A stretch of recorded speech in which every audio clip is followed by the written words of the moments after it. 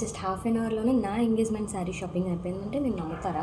నేను నమ్మను. Hello guys, here is the part 3 of my wedding series. నేను ముందే చెప్పాను కదా, ఎంగేజ్మెంట్కి ఓన్లీ 10 డేసే టైం ఉందని. నవంబర్ 16th శారీ షాపింగ్ కోసం సౌత్ ఇండియా షాపింగ్ మాల్కి వెళ్ళాం. యాక్చువల్లీ నాకు ఎలాంటి ఎక్స్పెక్టేషన్స్ లేవు, ఈ కలర్ శారీ తీసుకోవాలి, ఆ డిజైన్ కావాలి అని ఏం ఫిక్స్ అవ్వలేదన్నమాట.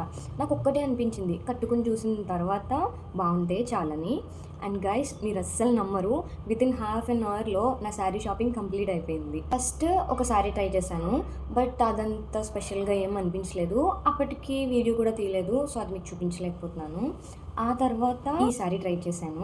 కట్టుకున్న వెంటనే నాకు చాలా బాగా నచ్చింది.